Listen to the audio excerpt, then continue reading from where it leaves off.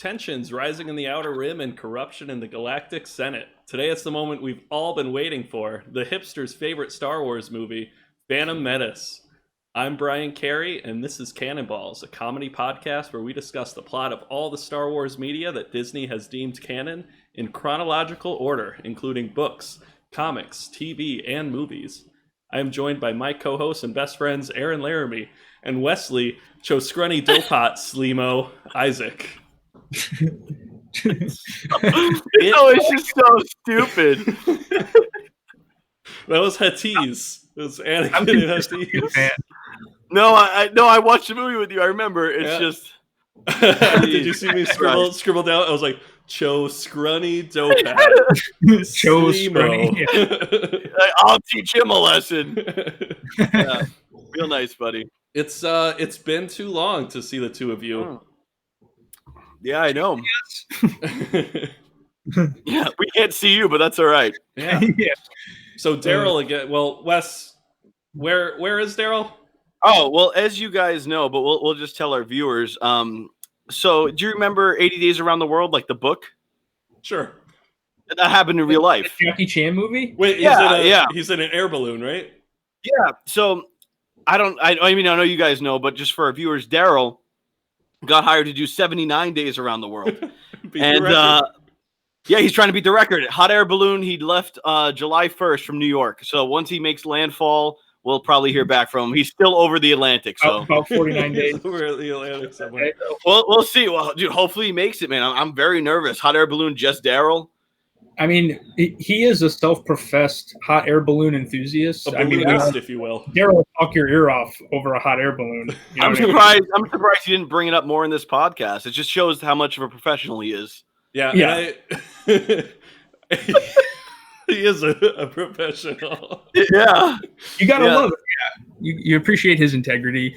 But yeah, I don't know if you guys have seen the film Around the World in 80 Days starring Jackie Chan, but we all know, I mean, Daryl is, again, a self-professed Jackie Chan fan. You know what I mean? Nobody loves Jackie Chan more than him. More than Daryl, honestly. Remember, he's a Jackie fan. Jackie Chan. He's a Jackie fan. Jackie Stan. Didn't I talk about Jackie Chan Adventures a few weeks ago? Yeah. It's probably like 6 months ago. I don't know how long we've You guys know we've literally joked how we call that the Daryl Byron Adventures, right? I mean, come on. Classic guy, man. Yeah. Huge Jackie Chan fan, and he loves balloons. Mm-hmm. That's all I know about him. Yeah. So I've got a complaint with Google. We're doing this now. Mostly their engineering of their phones. So I was told my phone was waterproof. I got a Google Pixel 4 XL. Okay. I've gotten it wet before. I've probably dropped it in water. I've answered a text in the shower. It's been fine. Sure. So I was in a kiddie pool. It had a bench. It was like an adult kiddie pool. It had a bench. Yeah, it had a bench. I think there's picturing holders. Who remembers? And I had my phone on the side of the pool, and someone's like, "Oh, that makes me nervous. Don't want to get your phone wet." I'm like, "This is a Google Pixel. Yeah, you don't have to worry." So I proceeded to take my phone, and I just dunk it under a couple times, and I touch the phone. Works fine. I'm like, "See, guys?" They're like, "You're an ass." I'm like, "But I've got a working phone." You know it. Yeah. What else is new? So next day, phone's completely fucking broken. On the rice, alcohol, nothing. So long story short, we're doing these notes from paper for our YouTube video for viewers. Cool. And, yeah, old fashioned, and we've got a fun scoreboard we'll get into pretty shortly. I forgot about that. And it's gonna be a living document. I think I should use the same sheet of paper. I think I have to. My dream, right? So my dream is that the apocalypse happens, the entire world ends, and that's the only thing left over. It was just that cheetah, and like aliens show up, and they're like, "This must be what the culture was like." Points for being a Sith, and you're like, "Wow, that's strange." That's my dream. Do you want it to be once the list is complete, or like within the next few months the world ends and they get the list? Either one's fine. I like if they add it on after they start watching the stuff, but you know, they like look up Sith. One can dream, one can dream. So we'll see what happens. So who's to say? Phantom Menace came out when we were 6 years old. Yeah, that's that was a big trilogy that was coming out, and your favorite Lord of the Rings was coming out around the same time, a little bit after. I finished Return of the King last night. Did you sleep through it? Or... No. I almost dozed off. I'd say there's about a 20-minute epilogue at the end that is completely unnecessary. That is just back and forth close-ups of Frodo's face and then Merry, Pippin, and Sam. As Frodo's getting on the boat. Where the fuck is the boat going? It's like heaven. It's like they're going to die. He's getting shot in the back of the head, right, by Gandalf? No, Frodo and Bilbo are being taken out back by Gandalf. I know too much about this ring. He's on his knees. Sorry. And he's staring across the lake, and he's like, "Lenny, don't worry. Yeah. You did good. You did good, Lenny." He stands up on him with a big rock and just doing a bit. He's like, "Remember how soft the rabbits are, Frodo?" Oh man, yeah, no, Bilbo. That movie ends more times than The Last of Us 2 ended. Because I was watching it with someone who's seen it before, and like Dude, I think the big battle. I think it's at the. Is it at the front gate or is it at the Minas Tirith? Yeah, I think that's it. And that ends. Helm's Deep is 2. Minas Tirith 3. Minas Tirith. I'm like 90% sure. And yeah, you're right. She's like, I think there's like an hour and a half left still. I'm like, there's no way. Oh yeah. You think it's over? Well, there's a whole nother movie left. I've already watched 2. Yeah, you think it's over. That's just so they can have a big battle scene. They were like, you know what it is? The second one came out and they had the whole Helm's Deep thing, and everybody was like, "That's a great battle scene." And like, well, we got to do it again. And you're like, you really don't have to. You can just you just like make it about Frodo like stealthing his way up the mountain. They're like, yeah, but what if they attack this other place because the king's crazy and he only loved Boromir, not Faramir? Also, real original Michael Peichel. And then they were like, let's just roll with it. And they did a whole nother like battle scene that was completely. I think a lot of Faramir jokes. Michael Peichel told me. I came out and they were like, Michael fuck it, just name him Peichel. Yeah, pretty much what it was. I saw this thing on Reddit. It was like, I'm watching the Battle of Helm's Deep right before Battle of Winterfell to compare. And I don't think it went over well for that person. I didn't mind the Battle of Winterfell. You saw it? Everybody's like, it's dark, and I was like, yeah, that's how wars are. It's my imagination. Yeah, they're like, yeah, you're fighting in the dark. That's kind of the point. Well, I mean, like they don't call him the Night King for nothing. the rest of that season was shit, but that's a whole that's for our Game of Thrones podcast that we'll do some other time. But yeah, no, I don't get me in on that Railroad shit. Martin finishes all the books. Mm-hmm. Throne balls. Good old we start doing throne balls. That be part of throne I balls. was thinking we did Game of Balls, but I also like throne balls. I do like Game of Balls. I was thinking I think that's gonna distract from what. I don't think we're gonna draw the audience. We think we will. Yeah, see, I was thinking ball games, but like I thought it'd be like baseball fans, people who like testicle lovers and baseball fans, and that's it. And it's like, are you here for testicles? No, I'm here for baseball. I'll be like, well, it's something completely different. So like, throne balls gets the point across a little bit better. Yeah, throne balls is so uncomfortably like incorrect that people would be like, oh, it must be about Game of Thrones. Of course. I guess that's what you think. But yeah, no, Game of Balls is solid, guys. So we open with a perfectly legal blockade of the planet Naboo. The is it legal though? No, I can confirm through reading these books and comics, that it's not legal. Okay. So we've got 2 ambassadors. They're Jedi, Qui-Gon Jinn and Obi-Wan. Obi-Wan, number one. Jesus Christ! I think they're in like a dining room. I don't know where they are, but there's tables and they've been given drinks. I think it's like a conference room. Yeah, it's like a conference room. So Obi-Wan's like, oh man, I don't like the the feeling of this. Qui-Gon's like, I sense nothing. Nothing bad's gonna happen here. And if you guys are avid listeners of Cannonballs, you know that Qui-Gon is a little off sometimes. He's my favorite. Mm. So the Viceroy, he is afraid of Jedi, so he sends in some droids. We've got the fake C-3PO who serves them drinks. The fake C-3PO sneaks out, and it's all smoky because they tried to gas the Jedi. And their 2 lightsabers pop up, and they beat up on those droids. Mm-hmm. I wrote down here Zinger. I don't remember what Obi-Wan's joke was, but there was a Zinger. Wes and I were very no. It was the negotiations were short. You're right about one thing. Oh, yep. You were right about one thing, Master. Negotiations were short. Short. And he's like, bang, bang. And he's like, all right. Yeah.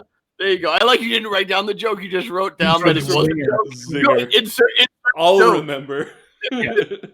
He's like Zinger 1534, like the timestamp. Yeah, I'm like, I guess, dude. That seems to make sense. So yeah, they're trying to get to the Viceroy. They're still getting through, but they don't get through. They sneak They're off. still coming through. They're still coming through. Where are those droidicas? Wes and I just spent the whole day quoting the movie. We didn't even watch it. Oh man, dude, we just recited it before it happened, and they run, dude. They run so fast. When the droidicas show up, they're like, all right, and they just disappear. I'm like, dude, there's no way you can run that fast. But Brian said it was forced running, so they jog, dude. Whatever. Nah, dude, I don't know. So yeah, and this is the first time they've seen these droids. Like they weren't in any of the comics or books, so the droidicas. They're like, there's shields around them. Let's just dip. So they hop on a transport. They land on Naboo because they're gonna invade, a perfectly legal invasion. Only it's not perfectly legal. No, it's definitely not legal. But we go into the intricacies of galactic trade law in a little bit, which is my favorite part. So so that becomes clearly seen. So we get a quick scene of Amidala, her handmaids, Governor Bibble, and Viceroy sending a message, and she's just like, "No, I'm going to do anything to avoid a war. Not signing your treaty, though." Fuck your treaty, dude. I agree. Fuck a treaty. Fuck a treaty. Any treaty in general. Name one good treaty. Can't do it. Nope. I don't think anyone can. Yeah. If anybody can name a good treaty, comment and subscribe. A treaty. So. Honestly, I'd be impressed. Comment and subscribe. I like your promotion, Wes. You're doing great. Ah, thanks, man. I've had a lot of beers.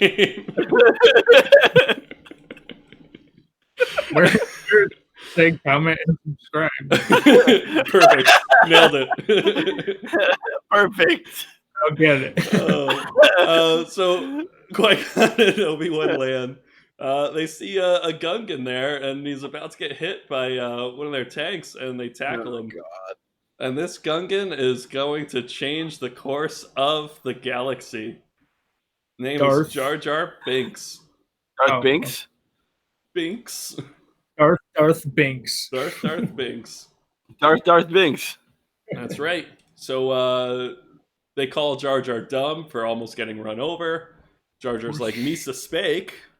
Misa gonna kill you. Oh, he does say Misa spake. And he's like, just because you speak doesn't mean that you're smart. Yep. Yeah. True. So they're like, oh, dude, we gotta escape these droids. And Jar Jar's like, oh, you could go to the Gungan city. It's underwater. It's a bubble underwater. But never mind, we can't go because I just got banished for being clumsy. So they convince him that he'll get... what do they say? If they find us, they'll crush us, pulverize us, and then blast us into a million pieces.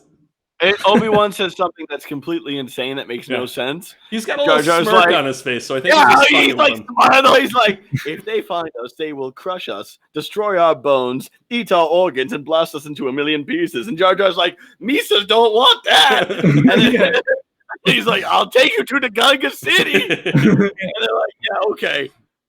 Yeah, so here's where we start our Sith scoreboard. Yeah, that's what we're doing. Okay. So this clumsy Pull it up on Gungan the screen. who had to get tackled to not get run over from the tank does this crazy super double jump flip into the water. Yes. Like he just has the time. Oh, They're yeah. like, all right, we gotta like get going. And he's like, 1 second. You guys thought Misa dumb. Misa speak and Misa can do this. And I'm like, wow, that's some crazy ass gymnastic shit. Yeah. But he's like quadruple triple backflip. Tank's on its way. Oh no. But the next thing you know, he's like, yeah, all right, here comes the world's greatest dive. So 1 point. I'm gonna add a 1 on OBS. Nice, I like it. Yeah. Let's make that like black or something. I like it. Right next to Daryl. One Daryl. One Daryl. One Daryl. Nice. Here it is. Select color. That one. Might have to scoot him over a little bit. Oh yeah, I will. I just don't want to lose it. Why can't I? Oh boy. Oh yeah. Oh, that was the background color. Beautiful. You have a technical difficulties thing that we can put up? It's for just Daryl. I make Daryl bigger. Yeah, there it is. For our audio listeners, Brian is messing around with our fantastic Photoshop of they should just Mr. Byron be on YouTube anyway. Also, he claims to be able to make Daryl bigger, which is kind of gross, but that's a whole nother conversation. I'm not going to continue my line of thinking there. No comment. All right. So that's one point for Sith Jar Jar. One gun ray. One Viceroy gun ray. Yo, we should just count things in gun rays for the rest of this podcast. I agree. Yeah. All right. So, Jar Jar leads them down to the Gungan city. They meet Boss Nass. Oh, he's like, Boss Tweed. We no like to Naboo. Of course. Who does? So he doesn't want any help. So Qui-Gon Jedi mind tricks him to give him some transport to Theeds, the capital of Naboo. Give me that car. Yeah, they give him a Durabungo or something like that. That seems about right. That sounds correct. Yeah. A Durabungo. Yep. And he's like, the only way you could get through to Theeds is the planet core. So somehow they pilot through the core of a planet.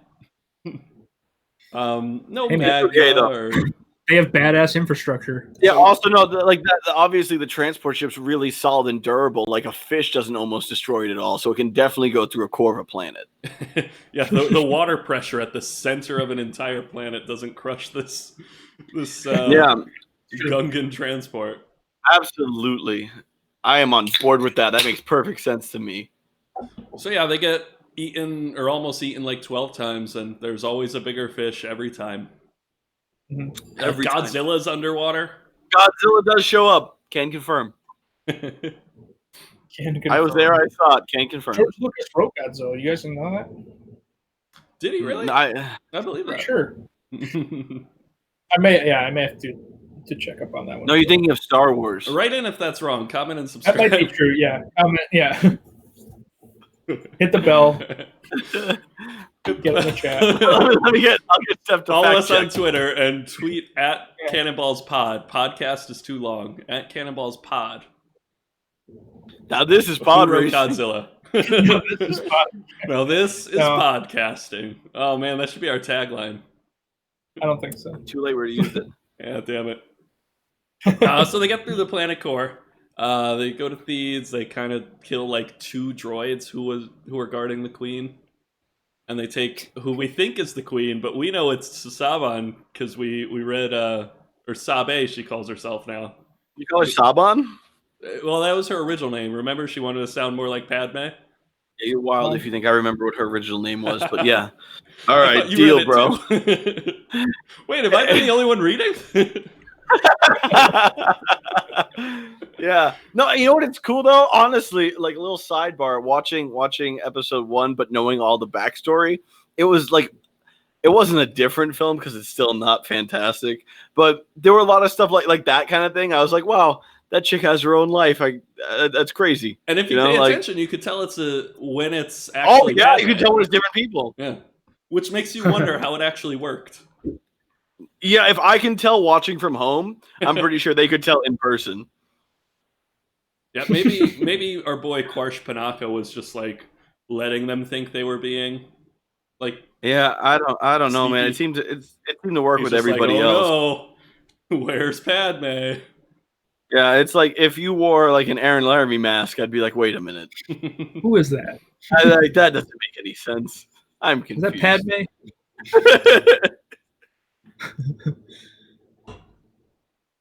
All right, I just need to check our. All right, we've got a long time for the next point. Our next Good. Yeah, I don't miss any of those. Those are important. Yeah, they're crucial to the story of Star Wars. Absolutely. All right, so they escape from Naboo in a royal transport ship. It's a silvery-looking thing, and they almost get taken out by the blockade. But luckily, a little droid goes and saves the shields of the ship. Honestly, could have been any little droid. It just was like, it was like a chance cube was rolled, and it just like 4 or 5 droids that go out there and get destroyed, like immediately blasted. Oh yeah, and it just happens to be. It just happens to be. R2D2. Brian. I forgot you can't see my video. You got it, buddy. Nailed it. I was like, maybe he'll get this. I was making a face, and then I realized you can't see it because of how we had to record this. Yeah, so I'm just kind of playing off. I was hoping that you would understand. I was kind of gonna lead it into you, but that's all right. Well, R2D2. Work on that. That's all right. He's not going to be a crucial character in the story. Yeah, he's not important.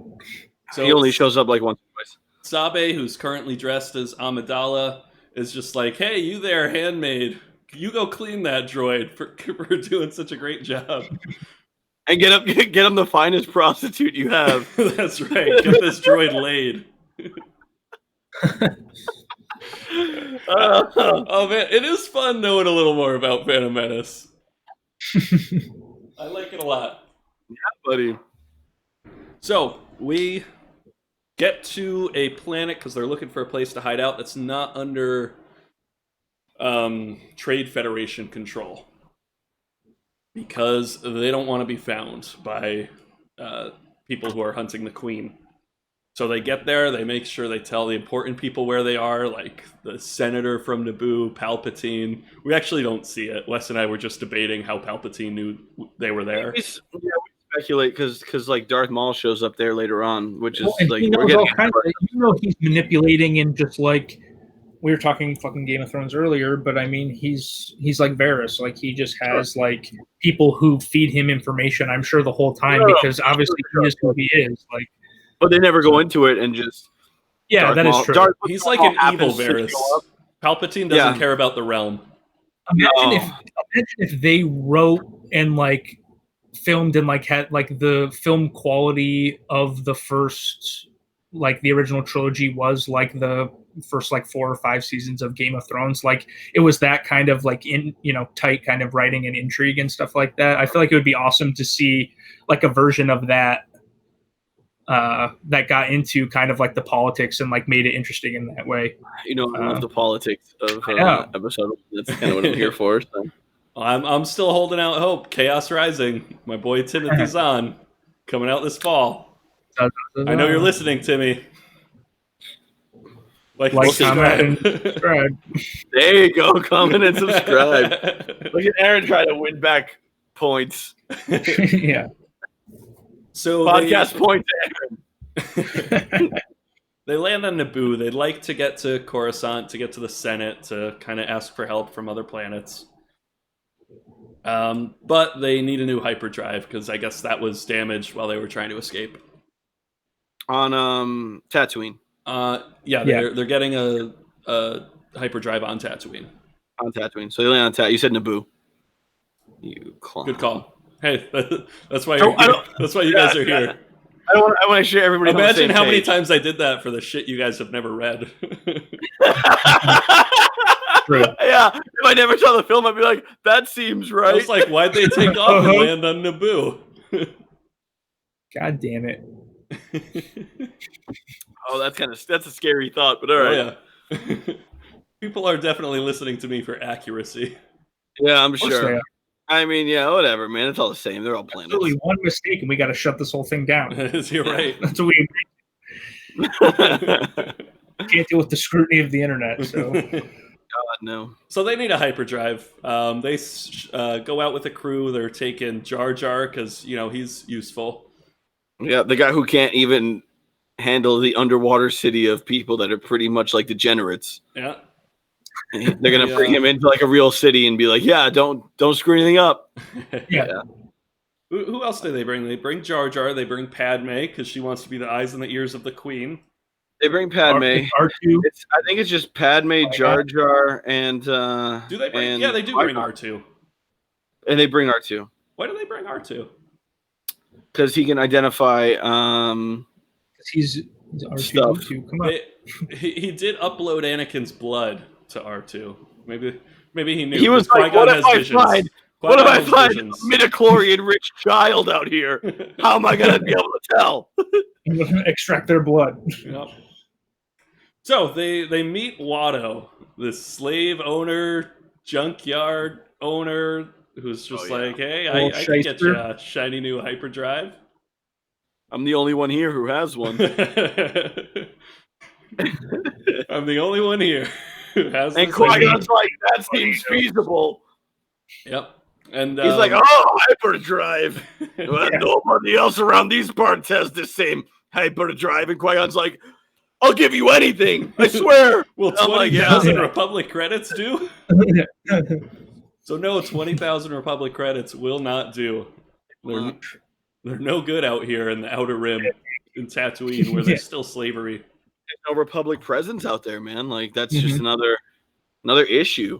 There's no Santa Claus. He doesn't give any Republic presents at all. Oh man, dude! It's like an entire lifetime of a year without Santa Claus. Burgermeister Meisterburger's like, "There will be no toys for the children," and I'm like, "Why is he German?" Yeah, but that's no Republic presents. Exactly.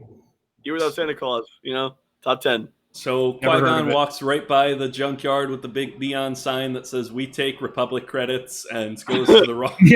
Not enough. to buy this hyperdrive. And so what they do is they wager the ship here, or they just say, "Oh, well, I'll figure something else out," and then they come up with the idea? No, the first thing they do is they're just going to try to figure it out, and Anakin's like, "I have my own pod, and I can race real good," and Qui-Gon's like, "Bet it all on the kid."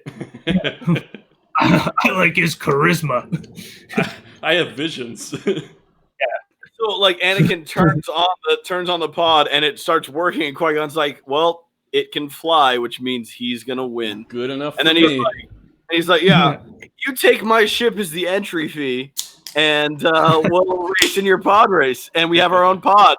And Watto's like, "The boy fucked up my pod last time. It doesn't race. What pod's he gonna use?" And Qui-Gon's like, "I found this pod in a game of chance." And then Watto's like, "Who'd you kill to get this pod?" And they just move past that. Like, it's Tatooine. You can kill anyone. I guess, man. But yeah, no. I feel like I'm doing a lot of storytelling now. So. Oh no! This is what I'm here for. Yeah, we skipped over a little dialogue between Padme and Anakin. I don't think it'll turn out to be anything. No, but if you want to do that, yeah, they probably don't get together or anything. But if you want to do that, we got 9-year-old Anakin Skywalker, the little slave boy, and Padme, the 14-year-old Queen of Naboo. And Anakin goes, "Are you an angel?" His pickup line he tries on every girl that walks into the store. Yeah, we talked about it. Brian literally stopped the movie and said, "Do you think he tries on every girl that walks in the store?" It's a numbers game. Yeah. It's a numbers game. It is a numbers game. What a douchebag.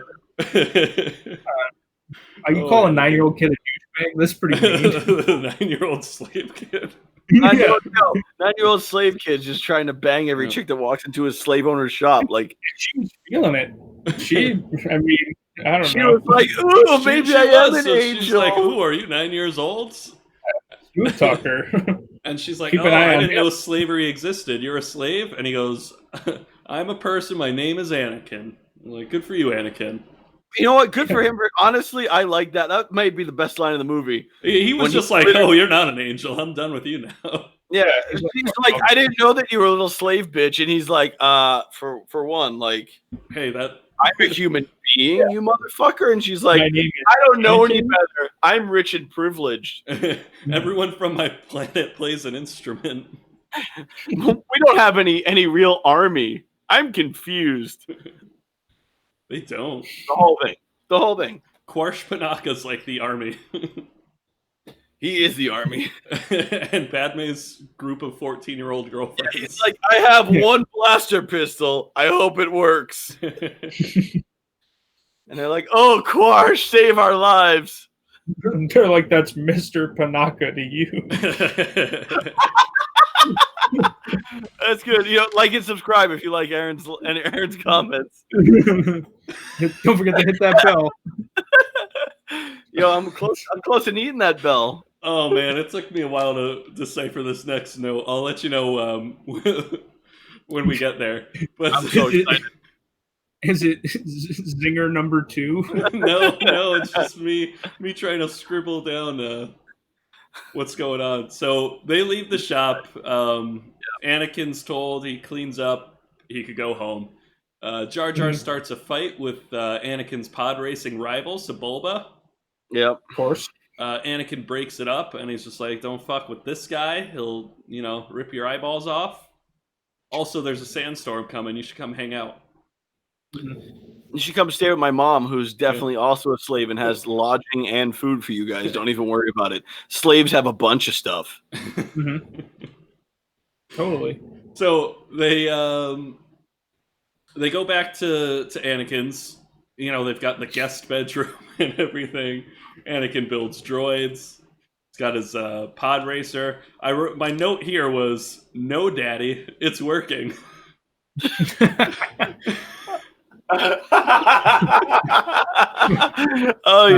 So let me tell you what that means.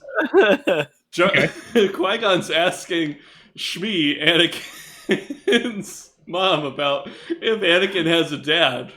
No, he doesn't have a dad. He's got no daddy. I knew you wrote it like that. Yeah, there's like a comma in between. No daddy, comma. It's working. Oh Christ! So this confirms more of Qui-Gon's suspicions about him being the foretold guy who's going to bring balance to the Force. As we know, Qui-Gon loves to read prophecies and all that shit. So. Yeah, they go to see Anakin's pod racer. He's fixing it up, and it's working. No daddy, it's working. So he's got a pod racer that he could race. He's the only human who could do it. Anakin noticed Qui-Gon's lightsaber, and he's like, "Oh, you must be a Jedi, because nobody could kill a Jedi." And smart. Yeah, Qui-Gon's like, "Oh man, if only that were true." Bum, bum, bum. Qui-Gon takes some blood of Anakin to confirm his suspicions. Sticks it in R2-D2 and says, "You go send that to Obi-Wan." Somehow he does that. Yeah, he does that, and he's like, "Oh wow, more midichlorians than I've ever seen." Midichlorians are microscopic beings that live within all of us. Yeah, they help us contact the Force. I guess contract the Force. Yeah, it's like a disease. They could have a contract with them. You could have left some midichlorians. Yeah. You could have left the whole thing out of the entire Star Wars. You did not need midichlorians to explain it. You could have just been like, "I have a hunch," and they just take him in and yeah.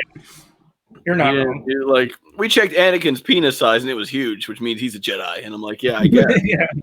Like, why so specific? Because all Jedi have big old dicks just swinging between their legs. Yeah, I'm like, I don't understand. Can't you just? Why do you make think it Yoda limps everywhere? Yeah. Remember when Yoda was jumping around fighting Dooku in Episode 2? He's just bouncing off You just his hear own slapping. huge Yoda penis. Yeah. But I digress. So no daddy, it's working. Oh shit! The group back at the ship gets communication from Naboo, from Governor Bibble, just saying, "Hey, you need to send some reinforcements. You must contact me." You must contact me. Yep. I said that like 3 or 4 episodes ago, and I was like, "Isn't that the guy with the hair from episode 1?" It was. It was Nope. the same guy, you guys. Man, god damn. So Yeah, Obi-Wan's like, "Oh man, it's a trick." Said no reply. We know that the handmaids are like, "Well, duh." Left him on red. Yep, they left him on red. That's right. It's unfortunate. So we see Darth Maul land on the planet now, because we assume our boy Quarsh was just, keeping up with his buddy Palpatine. It's like, yeah, we took the Queen over to Tatooine to hide out. No one will find us there. Yeah, we don't really know how Darth Maul shows up. They make it just seem like Darth Maul just like figures it out, but there was definitely something more than that. Like he's just got like some binoculars. He's like looking on the planet. Yeah. But like, dude, like it's a really like comically large telescope. He's looking through. Yeah, see? And I'm like, all right, dude, but like the Jack Sparrow one that just extends really long. Yeah. And he's like, I have this compass that points me in the direction of what I want the most, but I'm going to use this telescope to show me something else. And I'm like, all right, dude. I'm like, I guess that's fair. So, with a working pod racer, Qui-Gon gets his plan, which we kind of talked about. He shows up to Watto, and he's like, all right, so we'll do this pod race. If we win, you get the ship, the pod. If I win, I get Anakin and his mom. No, if he wins, he gets the hyperdrive. Oh, yeah, and the hyperdrive. And then he adds Anakin and his mom. After when he sees Watto, like when they're gonna start the race, this is like one of the only parts I remember. After he's like, why don't we make this, because you remember Watto's like, well, I bet on Sebulba. I'm betting heavily on Sebulba. And he's like, why don't we make this more interesting then, motherfucker? If I win, you give me Anakin and his mom. And he's like, well, no 2 slaves are worth that pod. And he does that whole thing. Yeah. Pod not worth 2 slaves. Got it right here. Mm-hmm. Nice. Yeah, there it is. So he does a little chance cube action. Oh, and Wes, you told me to make a little note about Watto's getup, his walking stick in his pouch. He flies, and his pouch is too small. all right, guys. So he has a walking stick. Your opinion about his pouch? Not that he has a pouch or like he, like it's just it's the size is the issue. Listen, real quick. It is the issue. If I have one argument, this is my only issue. The first hill to die on in this movie, it's right here. The first movie is perfect other than these 2 things. So he can fly, but he has a walking stick, which just seems counterproductive. Like, if I could fly, why am I walking? Like, if my legs don't work great, I'm flying everywhere I can fly. And then he's like, so I happen to have this chance cube. And he opens this little side pouch, but it's only big enough to hold like 1 chance cube. Like, is that like his chance cube? Like, what else is in that pouch? Nothing. It's like slung over his shoulder, like one of those fancy laptop bags. Yeah, like, dude, what are you carrying in that pouch? He's like, I happen to have this on me. Other days, I have 1 kernel of popcorn on me. Like, dude, what are you carrying in that pouch if it's not the chance cube? He always has one on him, which is ridiculous and idiotic. It's like if I walked around carrying dice on me and I was like, well, you're in luck because snake eyes. You'd be like, dude, what the fuck is wrong with you? You like shake them up and your tiny 1 die size leather pouch you carry with you. It doesn't make any sense. It's ridiculous. So the pouch is literally big enough for like maybe a chance cube and like half of a pencil. And he's like, well, I happen to have that. And I'm like, what is that pouch used for normally then? I have a slight rebuttal to the first one. Oh, when he flies with the walking stick. So I would argue that it might be that flying is difficult because his relative size to wing ratio is not ideal. I would argue so flying is probably pretty tiring for him, but because he flies a fair amount and doesn't walk a ton, his legs, again, because of like his body type and whatever, are probably shitty as well. Sure. So when he needs to walk, he needs like a walking stick because he can't constantly fly. I have two rebuttals to that. Number one, do you think that George Lucas thought about all that? No, oh god, no, absolutely no. He weighs too much. So also, we're thinking about it way more. Way too far into it, but he shouldn't be able to fly based on his wing size in comparison to his body type. That is absolutely true. The fact that he can fly is a fucking miracle because that dude, his body weight. If I weigh like 200 pounds.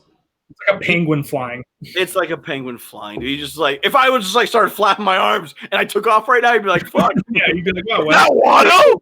I'd be like, "We don't take Republic credits." I just take off. I'd be like, what the fuck?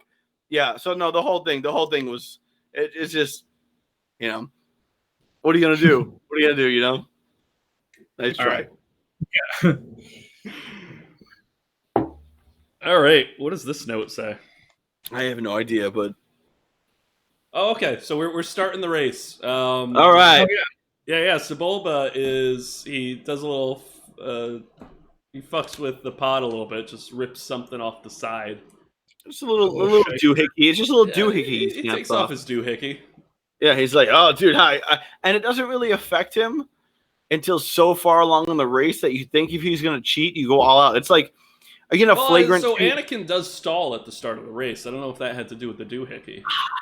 But I like to think if you're gonna get like a flagrant foul, you just you clothesline the guy, you put him on the ground. That's Jordan rules right there. Yep, Jordan rules. Jordan rules right there. Put him on his ass. Head of the Jedi Council. Yeah, if you get in the paint, Michael Jordan is the new Yoda. Dick. Michael Jordan is the new Yoda. But I digress. Continue. Yeah, so they're racing. Anakin has a decent amount of fans in the crowd because he's the local boy. He's a local boy. He's one of our own. Human. He's one of our own. Anakin Skywalker. He's one of our own. The crowd and everybody loves the one type of person that can't race that does. Humans can't do it, and he's like the one human. You're like, that's interesting. Yeah. Oh, we got the fun two guys with the two heads. One who's commentating in Huttese. The one. Yeah. What did they call English in the movie? It's like common or generic or regular. It's regular. Like something that's like it's something weird. He's like in regular. He's like, oh, and he turns past the first turn, and I'm like, in regular. Hunda. It was the Huttese. Yeah. Dude, you're getting good at that, man. Honestly, I was practicing all week. If you don't speak like 10 fake languages by the end of this podcast, I swear to God, at least Huttese. If I'm not fluent in Huttese by the end of this, did I even read a bunch of Star Wars books? You should be fluent in almost every fake language by the end of this. So, So one thing I will definitely give episode 1 a lot of credit for is the special effects for 99. The pod race is awesome. Yeah, the pod racing, and I mean honestly, almost all of the sort of ancillary side characters that are aliens or monsters or whatever sort of happening. I mean, I think for the time period, like you're saying, the pod racing, the battle with Darth Maul, there's some awesome scenes in that are early for their time. Yeah, so they definitely, they were always really, really, doing a high level of, production on things like their special effects and things like that. A lot of stunt coordination and stuff is really, really good, despite people's apprehensions about, other things about the movies. I think it's pretty universally agreed that those things, hold up even now to a certain degree relative to other things that came out around the same time. So you guys haven't watched Mandalorian, but the little series they were doing on filming of the Mandalorian, they brought up in episode 1, the entire crowd of the pod race isn't actually CG. It's a super tiny model with little figurines in it when they do the overhead shot. Things like that. They did a ton of that in the original trilogy. Oh yeah, the whole Death Star scene's a big model. Yeah, totally. But they kind of floated a camera over. And Spielberg, they really like that shit. I think that's why the whole death scene was claymation, right? Yeah, that's right. Yeah. Stop motion. I was like, why is it so choppy looking? And they were like, yeah, claymation. That's what it is. Yeah. All right, so they race is on. Anakin stalls out to start, and he eventually gets going. Our buddy, what was the quadrilateral? He explodes. Quadra something. He blows up. In Huttese. Yeah, he gets stuck too, and then his engines explode or some shit, and he's just good for him though, because half those people die. So like, I'd rather have my fucking ship explode at the start and be like, well, it wasn't my fault. Yeah. So Anakin eventually leaves the starting line. We got some scenes of them racing. We first round of people kind of pass through. They're not sure where Anakin is, and then back to Sith point number 2. Oh fuck! Jar Jar does a backflip. No. So everyone's sitting there. Crowd is silent because they don't see any pod racers. I know what this is. 10 seconds before Anakin shows up, Jar Jar's like, oh, here he comes. Yeah. Like, does he have supervision? Did he sense him with the Force? Yeah, Misa sensed him coming. Gross, dude. Because he gets all excited. He goes, oh, here comes Anakin. And no one else knows he's coming. They're like in the middle of the stands. There's people on the edge. Again, he's got big, like, comical binoculars. He's just looking. So yeah, just thought that deserved to be on the scoreboard. That is funny. Yeah.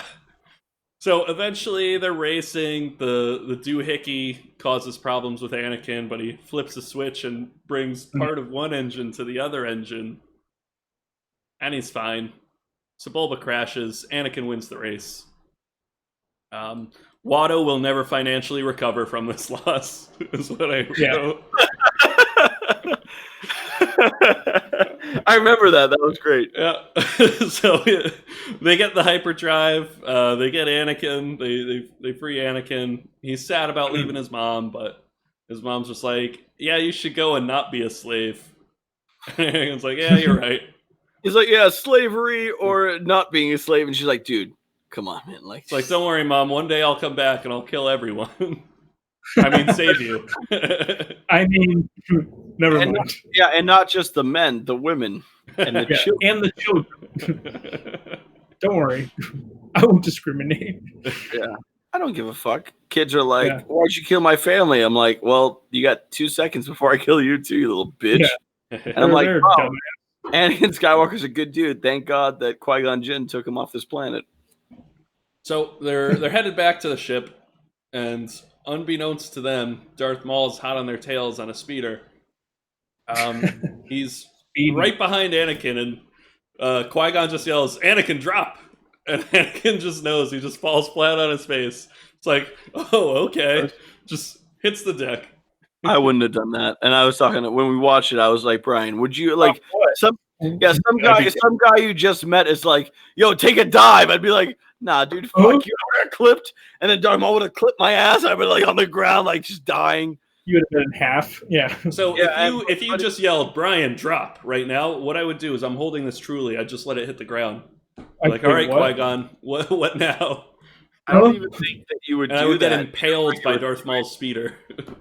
I'm gonna next time we hang out, I'm gonna be like, Brian, drop, and you're gonna be like, what? And I'm gonna be like, yeah, you'd be dead. I hope it's in your house and you have to clean up the floor. You already died. I hope it's in your house. And I have to clean up the floor. You have to clean up the floor. So there's a quick little battle with Darth Maul, but Qui-Gon yells, hey, start the ship, and he jumps onto the little bay there to escape. Yeah, Obi-Wan's like, hey, we should just take off and leave him behind. And I was like, oh, I hope they don't leave him behind. My notes are a fucking mess. I wrote down Pedo Padme. I'm guessing that's referring to Padme flirting with Anakin in the... Oh, yeah. Dude, your notes are a mess. What the fuck is that supposed to be? I know the movie so well. They didn't need to be anything special. Christ. So, Anakin makes a little necklace thing for her, and Padme's just like, oh, I will never forget you. He's like, are you an angel? She's like, damn. This kid is a smooth talker. It gets better every time. Yeah. The first time I was like, that's a good line. The second time I was like, holy shit, that's the best line I've ever heard in my life. I'm starting to believe it. Yeah. Is that all he knows how to say? So their plan is to fly to Coruscant and ask the Senate to send help to Naboo, because this is not a legal invasion. It's an illegal invasion. Yep. So got it. They go there. Padme is dressed as Amidala right now, meets Senator Palpatine, who's just like, yeah, I'll help you get the floor. And he's he's like whispering in her ear while Chancellor Valorum's up there. Just like, oh, you see that guy next to Valorum? He's part of the Trade Federation. Like, this is super corrupt. This doesn't work. You got a vote of no confidence. So they refuse to help. Vote of no confidence. And Padme decides she's going back to Naboo to help her planet. Chancellor Palpatine's like, no, please wait. I was nominated for being the Chancellor. It's a surprise for sure, but a welcome one. Good job, Wes. A surprise to be sure, but a welcome one. He's like, I don't even know what happened. Like, me? You're voting for little old Palpatine? He's like, I'm not even a Sith Lord. Yeah. You totally voted for me by your own volition. He's like, just manipulating everyone. He's like, listen, if you guys like pick me, I'll make sure that Naboo gets treated fairly. You're like 14. Yeah. You don't know things are better. Totally gonna go well, guys. Tony Moore thinks it's gonna be yeah. So Qui-Gon's brought Anakin to the council, and they're talking to Qui-Gon and Obi-Wan and Anakin, and Qui-Gon's like, hey, you remember all those visions I was telling you about? This is him. This is the guy. It's the guy. And they're like, yeah, he's too old. Can't train him. Sorry. Like, well, I'm going to do it anyway. Fuck all y'all. Yeah, Yoda and Mace Windu are kind of complete dicks the entire time. Yeah, Yoda hates Qui-Gon is what I learned from... We figured that one out, but like, Mace Windu's kind of a prick too. Like, I didn't like either one. Yeah. I was unimpressed. I was like, so, who's your favorite member of the Jedi Council? Well, Qui-Gon's not a member, so if you're gonna force me. Oh, okay. Yeah. Like, in general? Just favorite Jedi? Yeah, can I do that instead? Qui-Gon was offered a position. Well, just like technicality council member, Qui-Gon. like during Phantom Menace. During Phantom Menace, we only get to hear Yoda and Mace Windu talk on the council. Kiadi Mundi says something. I like the guy with the big head. Kiadi Mundi. Yes. Yeah. Mundi. Okay. Yeah, we'll go Mundi. Jedi Mundi. Master Mundi. Yeah. But no, like best Jedi is Obi-Wan. Like that's my favorite Jedi. Yeah, I think by the end of this he'll probably be the favorite. That's always been my favorite Jedi. And honestly, not in the original trilogy. Like, the only reason he's my favorite is because the prequels. 1, 2, and 3. Yeah, the prequels made him my favorite. My favorite is 9-year-old Anakin. You're a douche. Just at the end of the movie with the shorter hair. Yeah, you're like. My favorite is preteen rat tail Anakin. Yeah. I love episode 2 Anakin, who's filled with just angst and just anger. The angstiest boy there's ever been. He's like, if you don't love me, then you must hate me. Hair flip. And I'm like, oh boy. And you're like, that's my guy. That's my guy. Like, I bet that guy becomes Darth Vader. Yeah, that dude seems like for sure. So they also discuss running into Darth Maul, and Qui-Gon's like, yeah, that was one of the Sith, by the way. And Mace Windu and Yoda are like, we can't be sure that was a Sith. But you should go with the Queen to Naboo to investigate to see if that is the Sith. Mm-hmm. And so they do a little conversation with Anakin. They're like asking him, "Is what's on my screen? It's a cup, a ship, a speeder, stuff like that." He does good, right? Yeah, he guesses all of them, and then Yoda's like, "Are you afraid?" And he's like, "No." He's like, "Yeah, but you are. You're afraid of losing your mom." And he's like, "Yeah, of course." Like in his face, what are you afraid of, huh? And then Are you scared? Are you scared, nerd? Yeah, you little baby, huh? Nerd, you little bitch. Well, know what happens when you're scared, you nerd? Well, fear leads to anger, and anger leads to hate, and hate leads to suffering. You little chode. You little chode. Holy shit. Oh, I like the Jedi Council as like a shitty fraternity. Yeah, he's like, "Yo, now take your dick out, run across campus." And he's like, "I guess I'm 9." And they're like, "Yeah, well, we don't discriminate here." And I'm like, "That's weird." It's funny. So Council's not supporting training Anakin because he's got worldly attachments. He wasn't stolen from his mother as a baby. Yeah, it's like he has feelings and cares about things. What a piece of shit. So the Queen's plan is to head back to Naboo and negotiate with Boss Nass, the head of the Gungans, because Jar Jar tells them, "Oh, we've got an army. It's a grand army. They're warriors. They suck." Oh, they do suck." They're like, "We're gonna throw blueberries at you." And I'm like, "I guess. All right, dude." So the plan is they've got Sabe dressed as Amidala just in case the Gungans attack or something. Padme's a handmaid. Sabe fails to get through to Boss Nass after like just 1 or 2 lines. She's like, "Hello, I'm the queen," and then Padme's like, "No, she's not." Padme's like, "I'm gonna take it from here." Yeah, I was like, "Oh, you've done enough." classic young queens trying to take fucking business. She takes no shit, bro. Yeah. So, didn't fuck around, man. So Boss Nass liked that Padme bowed to him because he thought all the Nabooians thought they were. "You says don't think you better than the Gungans?" And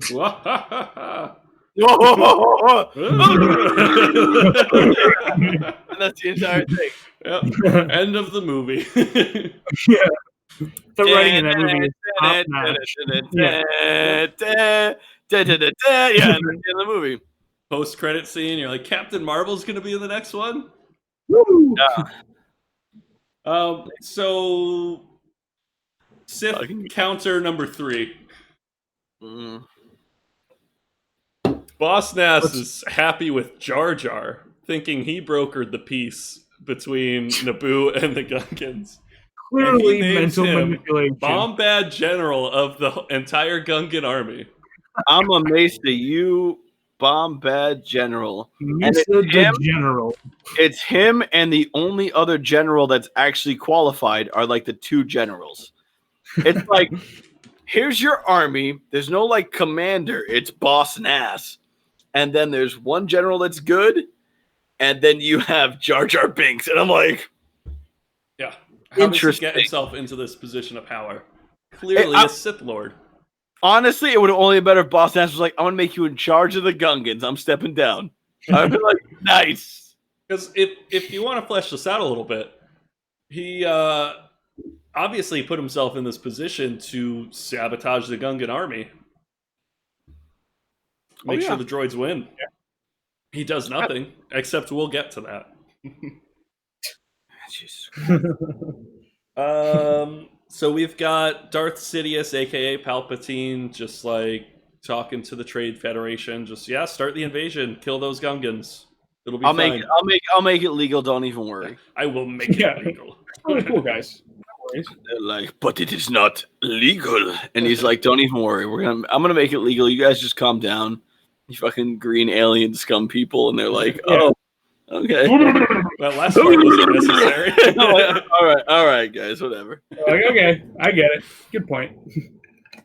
So they meet up with the other handmaids, and Quarsh Panaka's there, and Qui-Gon and Obi-Wan, and they're gonna storm the palace. They're in this hangar, and Anakin's told to hide in the little spaceship there. And oh, okay. It's like, what does blubberies mean?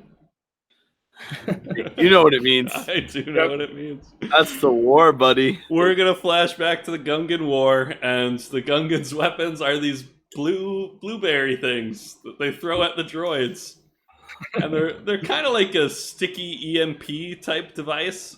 I guess. Yeah. I don't even know. But I feel like they should have better than simple machines to launch them at it. Yeah. Yeah, they're like, these are really old catapults made in the 1920s. Fire. Yeah. I'm like, all right, now we need 4 minutes fire to the reload. Big blueberry. So yeah, the fighting's going on. It's not going super well. It's not going super. Yeah, we'll wait for counter number 4.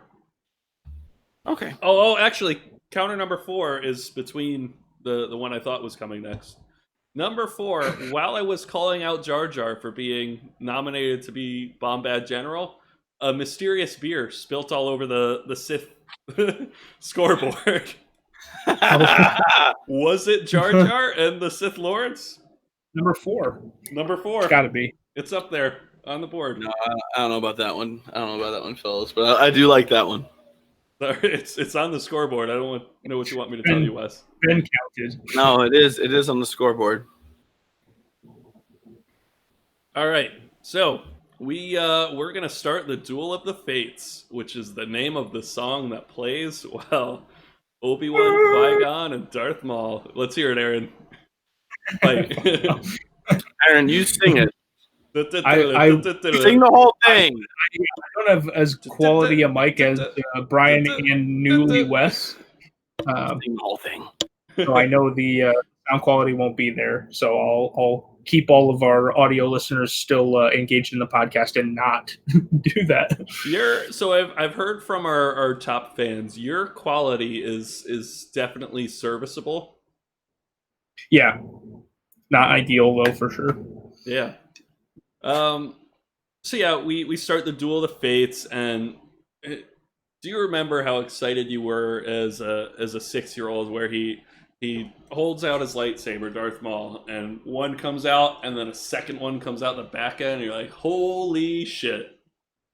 That was pretty sick. Now that was in the trailer. Yeah. Am I not correct? So like that was definitely, because I remember being like just waiting for the particular scene, like being so excited. Yeah, for sure. Like I think there was a decent amount if I knew it was coming in the trailer or anything. I was always like, remember the excitement. You're a big movie trailer guy. Yeah, well, I've just been like, a movie person. Yeah, most of my life. When you saw Phantom Menace, had you seen the other 3 movies? Because my dad had me watch the other 3 before this. I had seen A New Hope. I had not seen. They re-released them in theaters, I think, is what it was. I went to see. Yeah. I didn't see Empire Strikes Back or Return of the Jedi. I think it was for sure after Phantom Menace, and it might even have been a fair amount of time, maybe after Clone Wars even. Like, it was definitely a few years later, because I remember always seeing bits and pieces of them, but never actually sitting down and really, like, watching them. It was one of those movies that, like, I would see kind of on, especially like Return of the Jedi, I feel like I would see on TV or whatever, and never sort of catch all of it. And I was like, I need to actually, sit down and watch these, especially when the sort of the prequels were in, and I'm like, all right, I actually give a shit about this last movie. Interesting. I remember, because I saw them all before Phantom Menace. Return of the Jedi was actually my favorite as a child. Really? Yeah. Was there a specific part of it that stood out to you as being like, oh my god, this is I liked the whole what puts it over the escape edge from Jabba's little ship scene. I thought that was cool. That was cool. Yeah. That's a cool definitely scene. I love the whole Family Guy remake of the eternal head nod. It's like bump, bump. Yeah. I keep forgetting guys cannot see my camera. Yeah, we can totally see you right now, so that's perfect. I'm totally watching on Twitch, so I can't see you. So we're going to be back and forth on 4 fronts. What do we have? We have the lightsaber battle. Darth Maul, Qui-Gon, Obi-Wan. Now we've got Anakin taking off in that spaceship to go and shoot. He's going to go shoot the Wi-Fi router. We've got the Gungans fighting the droids. We've got Padme, Quarsh, and Sabe trying to get the Viceroy out of the throne room. So we see Darth Maul open his double-sided lightsaber. We get all tingly. They start fighting. Obi-Wan does a sweet head fake to start the fight. Fuck, dude. Dude, that head fake is the nastiest shit I've ever seen. Oh, man, it gave me whiplash. Dude, that's like, I'm pretty sure that you have to be friends with somebody for like, you gotta be friends for like 20, 30 years to be able to be like, no words, you're in a lightsaber battle with this dude, and you're looking at the guy next to you, and you just go, and the other guy attacks, like you just completely commit on the head fake. Well, if you fuck that up, somebody's getting killed. Well, Wes, we play a game of Pong together, right? I look at you, and you know what our first shot's going to be? I'm shooting at the same time, and you're bouncing. Exactly. And then whoever we're playing comes and stabs you, and I cut them in half at the end of the game. I'll totally be Qui-Gon. I don't even care. What's like my favorite guy's Obi-Wan? Brian's like in my favorite guy's Qui-Gon, and we're yo, fuck you, dude. See, we're each other's favorite guys. Oh no, yeah, dude, you're always my favorite guy, but that's great. No, it takes so much preparation and so much working together to be able to be like no look head fake, and the next guy. Dude, if the next guy fucks it up, the first lightsaber fight they've ever been in. I know, but like. Dude, how the fuck is your first, like, you guys get up to the studios and you got your lightsaber and you're like, okay, all right. And you just go head fake him. And you just trust, because the other guy doesn't come in. You're head faking and leaning back. Darth Maul swings at you and Qui-Gon just stands there. You're getting fucked up, dude. Like, you just. Oh, it's bad. You head fake, lean back, and he swings at you. He showed him his chin. He's just like. Yeah, he's like, hit me in the face. And Darth Maul's like, I will, but wait a minute. Head fake. If there's no head fake, dude, you get decapitated. He just cuts them both in half. I'd be like, wow. Yeah, dude, I want to see one where there's no chemistry between Qui-Gon and Obi-Wan. And just like, but like, continue it, because I have more of a chemistry joke later on when we get further into the battle. I'm excited. Yeah. So we talked about Padme and Quarsh fighting to the throne room. Yeah. I wrote Gungans outgunned. I thought that was pretty clever. Outgun the Gungans. Yeah. Gungans got outgunged. Yep. So they because they're just throwing blueberries at people with guns, they're losing. It usually doesn't work. Point number 5 on our Sith scoreboard. Jar Jar single-handedly taking out a shit ton of droids by quote-unquote accident. Yeah, I don't believe that's a fucking drops mistake a at all. giant blubbery. Of course he does. There's so much that happens in that scene that it's impossible for me to recap all of the force-sensitive, all the midichlorians needed to pull off Jesus Christ like that. So we're at 5 on the Sith scoreboard for those of you keeping track at home.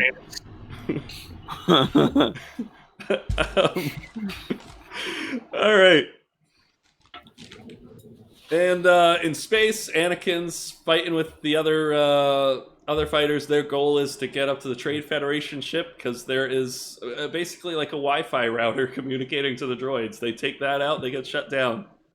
Yeah. So he's up there. He crashes in their hangar, and it doesn't look good for Anakin. Yeah, we also don't really know how they know that the droids are controlled by that ship, but we'll just pretend that makes sense. Great I guess. Question. Yeah, I can't think of any reason why they would know. Like, they don't know anything about the droids from the start of it, so somehow they figure out that the droids will die out if someone you take just says out it. the They're ship. like, well, the droids are controlled from this ship. Like, how do you know? Like, well, there's only one ship that looks like this, and it's like, no, there's like a big 8 of those. On that one ship. Yeah, there's a bunch of ships that look the exact same way, but I'm like, okay, I guess that's fair that they just happened to choose the right ship that had all the Wi-Fi routers on it. They were like, all or nothing, just stack them, all or nothing. We're not going to put all of them on the same ship. And they're like, yeah, what if we do Menace. though? Yeah, I yeah, the one plot hole. Yeah. That's the one problem with the movie. Yeah, I suppose, but like, yeah, I don't know how they came up with that, but we'll pretend. You know what? Maybe Palpatine told them because he has a scheme for bigger dreams. He does. So Padme, Quarsh, and Sabe are blasting their way through the palace. Some droidicas roll down the hall. The droids with the little shields on them, and Quarsh is like, "Let's go out the window." Everyone brought their grappling hook guns, right? And of course, I think it's like a normal attachment for like people from Naboo, because all they need to do is get from place to place to play concerts. They don't need to actually shoot anybody, so it makes sense to me. So they go out the window, they shoot really high up, and they slowly crawl up with their grappling hook guns. We get Obi-Wan getting kicked in the fucking chest by Darth Maul. He has a really violent, kicky, punchy style. Doesn't use a lot of the Force. Kicky, punchy. I like it. Yeah, I mean, listen, we all pretty much know how this ends with Darth Maul getting quote unquote killed and then brought back as half Darth Maul, half robot person, which is also bullshit. But whatever. But like, my whole thing is that Darth Maul fights so well, and just the way he conducts himself in battle is so much better than anybody in the Star Wars universe I've ever seen. But yeah, this is the first lightsaber battle in centuries, and he takes on two trained Jedi. Like, Obi-Wan's about to be named a Master Jedi. Absolutely. Yeah. But like, he fucks both of them up. Yeah. 100 penises. 100 penises. So sure. Obi-Wan's kicked down, and just at the right time, because we've got these weird little energy doors that are gonna open and close randomly. Yeah, that's a whole issue to me. And Qui-Gon and Obi-Wan get separated. If I'm Obi-Wan, I'm just slicing through that door. Like, obviously the turbines that power it on the side of the door, like it should be, right? Dude, dude, Qui-Gon literally stuck his lightsaber through a blast shield earlier in the week. Yeah. If I'm Obi-Wan, I'm like, wait a minute. Yeah. If Qui-Gon can fuck up that blast shield, I'll just chop at the side of this door, and I'm sure that'll disrupt this energy beam. But he's like, nah, it's cool. I'll just hang out. Like, okay. Why? Yeah. Like, why, dude? So Obi-Wan's chilling there, and Qui-Gon starts to meditate. So we go back to Anakin, kind of crashed in the hangar of the droid ship with the Wi-Fi router, and his spacecraft's overheated. But R2-D2's with him.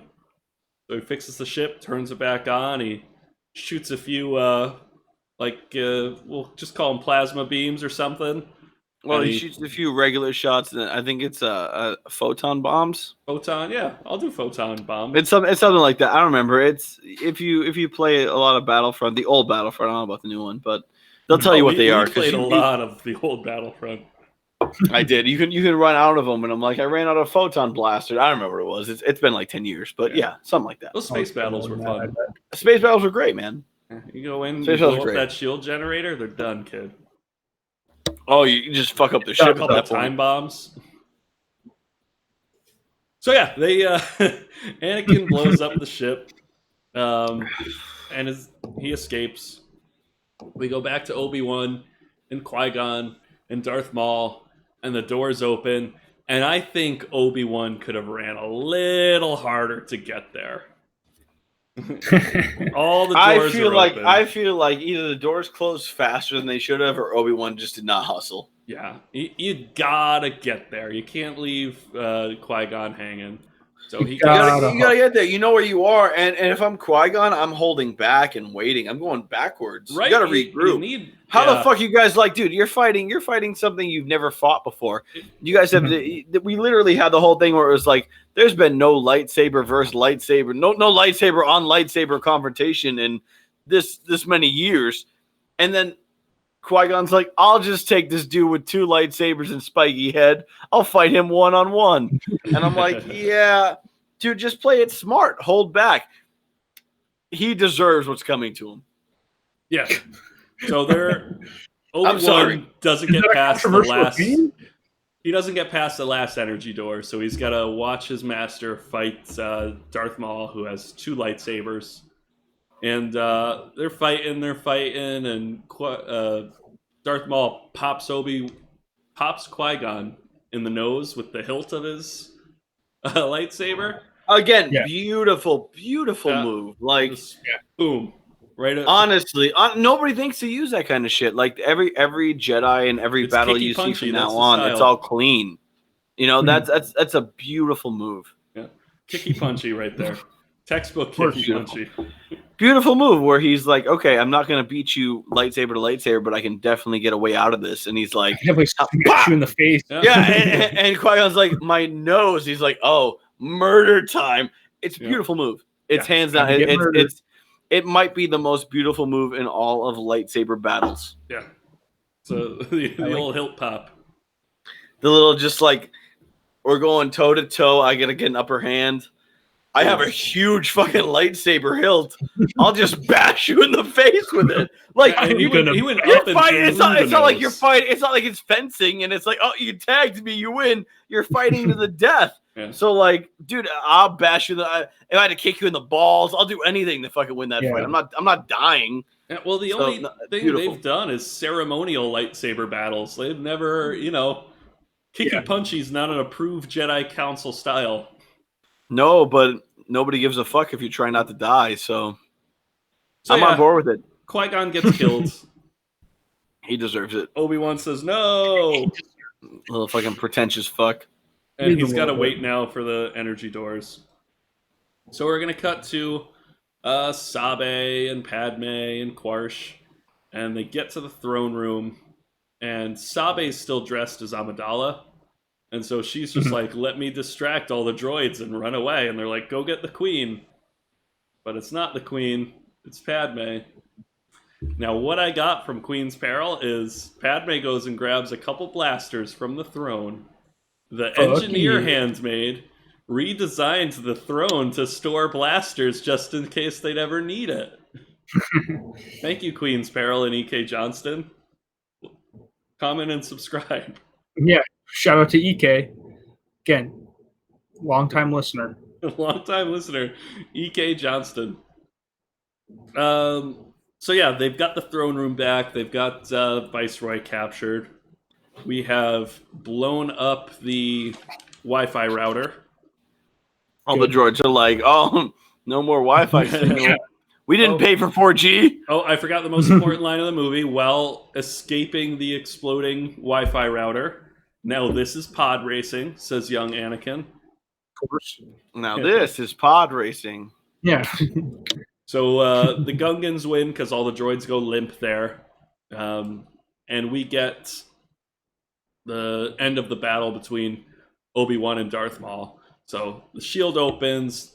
They're fighting. Obi-Wan's real mad. He actually cuts the hilt of Darth Maul in half. He does a very good job because he gets that lightsaber fucked up, which honestly should destroy both parts of it. Yeah, it's a smart move. I think. And we talked about that. We talked about that watching it, and I was like, all right. So at one point he fights with the same sort of style where he's kind of going like hilt to face. He's like he has the lightsaber and he chops here and then he like elbows him in the face. And I'm like, fucking Obi-Wan's my favorite, and I'm like, fucking Obi-Wan hits him with this shit, and I'm like, okay. And he cuts that lightsaber in half, which either destroys the entire lightsaber or renders both halves as single lightsaber, but not one or the other, because Darth Maul somehow ends up with one single saber versus Obi-Wan's one saber, which was I was like, shouldn't that either be broken or you should still have two, but they're separated? But the one plot hole in Phantom Menace. I mean, I guess if he cut through the kyber crystal on one side, I assume there's two kyber crystals in it, right? Like that would make sense. Like one on each side, so it's like you cut through one of the kyber crystals, the other one's still active. So it's okay. What I would do is have one kyber and one Kohler crystal in case of anti-lightsaber shields. Yeah, you know who thinks about that? Nobody except us now, because this is what you've made me. You've made me this now, man. Like, oh man, what the fuck? All right, continue. Yeah. You fucking asshole. So the original kicky punchy battler, Darth Maul, eventually wins out and knocks Obi-Wan, so he's hanging from a little ledge. But he uses the Force and jumps really high, grabs his own lightsaber. He learns about high ground while he's up there. And he just slices Darth Maul in half. And he falls down this shaft, never to be seen again. Or heard from in the canon in any capacity. Should have been it. Should have been it. We watched it. We watched it, right? And Darth Maul literally. We watched it because somebody wasn't there because they weren't feeling well. Because we watched it. You fucking Daryl. We watched it, and he gets cut in half. And and he smashes his head on the way down. Like, oh yeah, he hits his top half is flying down, and he bashes his head like fucking 200 feet down, bashes his head, and the trajectory changes, and you can see it.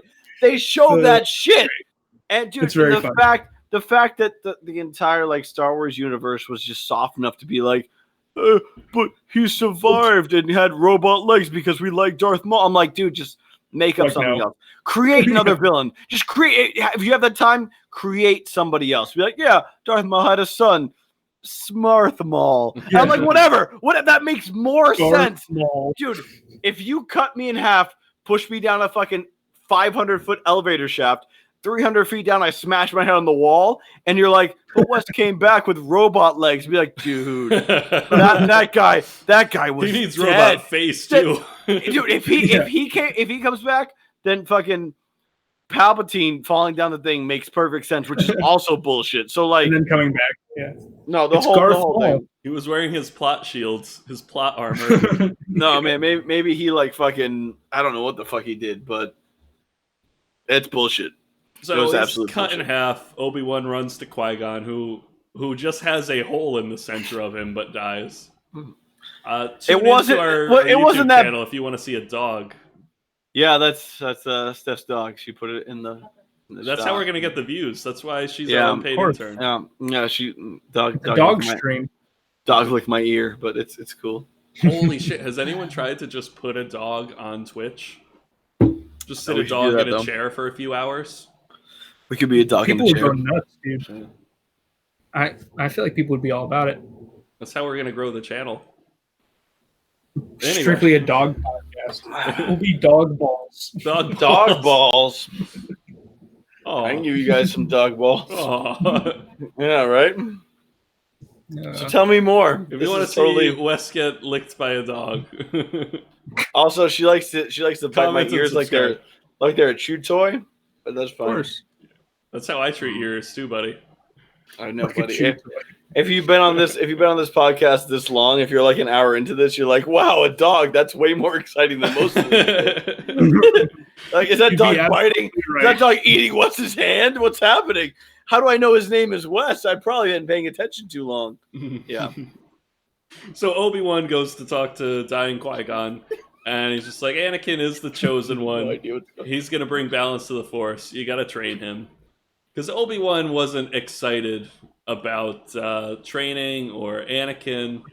You know, when he brings back Anakin, he says to Qui-Gon, "Oh, have we taken on another useless life form?" Yeah. I remember that. The first one referring to Jar Jar, and the second being Anakin. So he's starting this as a favor to Qui-Gon. He's like, "All right, I will train this boy." Give me the boy. I think the Disney Plus had a few like deleted scenes in it because we get Yoda who's just like, "Hey, I hated Qui-Gon." He doesn't say that exactly. He's like, "I completely disagree with the training, but the council has approved you the rank of Jedi Master, so I guess you could do whatever the fuck you want." Yeah. Cool beans. We're at Qui-Gon's funeral. Mace Windu, Obi-Wan, and Yoda are talking about how there's always two Sith, the rule of two. And did we kill the master or the student? Interesting. Yeah. And what? Huh? What do you need to know, Wes? They're at the funeral, and the master's literally at the funeral with Oh, them. yeah. And Palpatine's over there just, looking all shifty-eyed. Like, I'm not involved. Yeah. There was a Sith? What? So wasn't me. Yeah.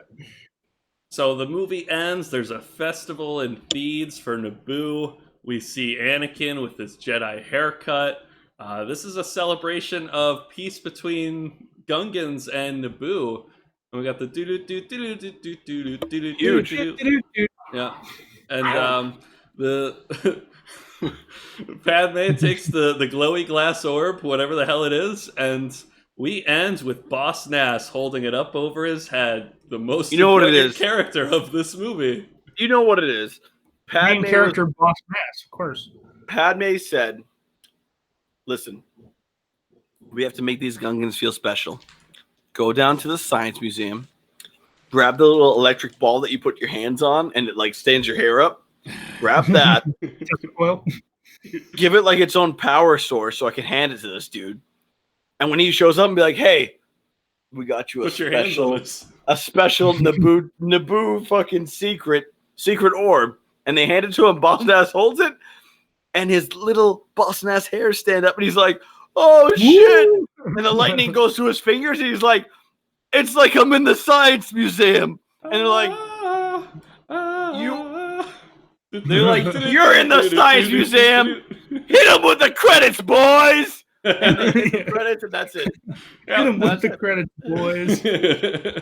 And that's the entire fucking film, guys. What a fucking film. What a film. What a film. All right, Wes. Still the worst Star Wars in your eyes? Yeah, probably. Better? Slightly better, but there were still a lot of rough moments that were just not addressed. I heard 2 plot holes. That is it. No. Plot holes wise, if you really go into it and you speculate like we have, we're like, maybe George Lucas was like, he can't fly because his back hurts from being overweight, and his doctor said that Watto has heart disease and he's not going to be. If you go into all that, it's great. It's great. Mm-hmm. But I don't think they're going into all that. So it's a good film. I've never had a problem with it because I had fun watching it. It's a setup movie. Literally, they came out with the original trilogy and they were like, but what about his origin? And you're like, okay, so Anakin Skywalker becomes Darth Vader, but we have to set it up with 2 different films to tell the story. And that's what they do. Both this one, Phantom Menace, and Episode 2, and with the Clone Wars, they set the entire story up, which not super great, sets up Episode 3. Yep. Because that's a great film. Yeah, I like Episode 3. Yeah, it's a great film for what it is because you know what's going to happen, but watching it, you're like, this is still interesting. And every time I watch that movie, every time I'm like, Anakin, don't leave and go confront Mace Windu when he's trying to talk to Chancellor Palpatine. Every time. Yeah. And there's very few movies that can make me feel that way where I'm like, don't do this every time because I know it's going to happen. Yep. And he still does it. And that little bitch still does it. And I'm like, there's very few movies that can make me feel like every single time I watch it, I'm like, don't do it. Maybe this time he won't. Yeah. It's a great film. It's just 1 and 2 are setup movies. And you have to treat it. If you don't treat them like that and you treat them like they're actual films, you're going to hate them. Like they're actual films. They're not. So, Aaron, you've seen Phantom Menace plenty of times. Actually, quick question. How many times in your lives do you think you've seen Phantom Menace? I'd probably say I couldn't count on one hand the number of times. I'm not sure exactly, but it's more than 5. More than 5. I'm probably around 20, considering this came out when we were 6 years old. I don't know how many times I watched it once it was out on VHS. Yeah, I'd guess once a year since it came out. Yeah. I think that's probably accurate. Let's say I watched it 3 times a year until I was 18 years old. Yeah. That seems like too many. I'd say under 10 times, but over 5. So like that. Okay. 6 to 10 range. But like I know the movie and I've watched it when I've gotten older, and we watched it together last week. Yeah. So like I still remember it. Like it's not like I watched it 10 times when I was like 12. I remember it like it was last week. Yeah. So yeah. So Aaron, not watching it since we've done all this Canon media, but recalling Phantom Menace, is it any better in your eyes, or worse, or the same? I do think it's legitimate. I think there are other like aspects of the plot and whatever that I find to be wanting because we like know a little bit more, right? Because we have learned more. Like I'm realizing that like ignorance isn't bliss, and that knowing kind of more of the canon shows that George Lucas was kind of just like doing whatever and like kind of didn't like, I don't know, a lot of his decisions were short-sighted in a way, and like he kind of is just like, whatever, I'm gonna do things that like I think are cool or interesting, like the midichlorians. Like I think he was trying to push that as some like cool like sci-fi twist thing. He was trying to just make it something that it was never gonna be. And like that's something that I think in retrospect like hurts the quality of the movies looking back on them now, because there are other parts that I think have held up well, like we've talked about. Yeah, he forces a lot of people who do more Star Wars work to patch up some holes. I get it. Totally on purpose. Yeah. Totally on brand. I kind of enjoyed watching it more than when we started this journey of this podcast. Sure. I still don't think I don't know if I think it's the worst. I think Attack of the Clones is worse. Yeah, I think I may even put Last Jedi below it in my book. Oh yeah, I mean, if you go with the last three are shitty compared to these. Yeah. Anyway, our ranking's not important after just watching one movie. But no, of course not. May be fun or important is we will eventually. We have a couple options. Together. We just kick off into season 2 next week, and I think I read some 5-minute Star Wars stories and probably some more, because I don't think we could have a full episode on a couple 5-minute stories. Well, we can try. Yeah. So we could kick off into season 2, or we could get pretty drunk for a season 1 like superlatives show. Do like a little recap? Yeah, a little recap. I like a recap. Characters, villains, have a Qui-Gon gin drink. Oh, dude, okay. I'll buy some gin if we're gonna do a Qui-Gon gin and tonic. Yeah, no, I'm down for a season 1 recap show. Yeah, so I'll brainstorm some superlative ideas. You guys can too. Yeah, I wanted to do a season 1 finale. No, I like it. I think we should do that. Yeah, let's check on the YouTube, see if we've got any fun comments. I don't think we do because we haven't posted in a while. Yeah, this is true. We're getting a little spread apart here. We got a decent number of comments on the last podcast video, I believe. Yeah, we nobody watches the Last of Us playthroughs, which is funny because the numbers we're getting for that are what I thought our podcast would be. Yeah.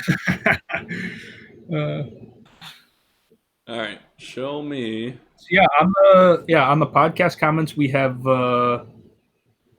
Mr. Marty. Oh yeah, do we want to ask the chair question, or do we want to get really drunk and anser the chair question? I think it's a fun one. We could do a season finale. I think that's a season finale. That's a good finale question.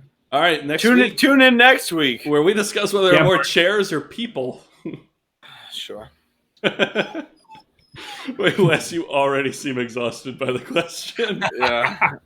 It already seems like bullshit. I like it. Sure. I want my channel. But yeah, it doesn't Donkey look like Flap? we got any new comments. So comment and subscribe, please. Please. Yeah. It's been a couple weeks. It's been like 2 weeks. Yeah. Oh, Wes and I played SpongeBob Battle for Bikini Bottom. I didn't post the video because I want to actually learn how to edit with it. So be on the lookout for someday. Oh, it's like terrible. I'm pretty sure I was like falling asleep during it. It was not a good video. It was not great. But yeah, keep a lookout. Make a point to watch it. So yeah, and we had a comment too from last podcast before the world explodes. Is that one of your burners, Brian?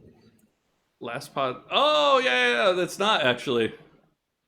I think they are just a podcast with a similar amount of viewership. Yeah. So 5. We hope that's not offensive to them if they're listening. We should collaborate. I haven't watched any of your content, so hopefully you're not nuts. We did like your comments. We appreciate the comments. Yeah, cool setup, guys. Keep it 100. As we always say, comment and subscribe if you like what we're doing. All right, I think that's a good place to end it, boys. Yeah. Is anyone ready to sign this off? Absolutely not. I gotta sign off. Oh, Aaron's ready. Aaron's ready, man. Yeah, I'm so happy because I was like, I have nothing. I didn't ask any of you because I was so unprepared. Well, when Daryl was not on his balloon trip, I was like, well, there's like a 1 in 3 chance, 33%. What are the odds? But like, never tell me the odds. Never tell me the odds, but 50% chance. I was like, I hope Aaron's ready. So I'm glad. Hit us with it. All right, Aaron, as we always say on the Cannonballs podcast. Hit them with the credits, boys.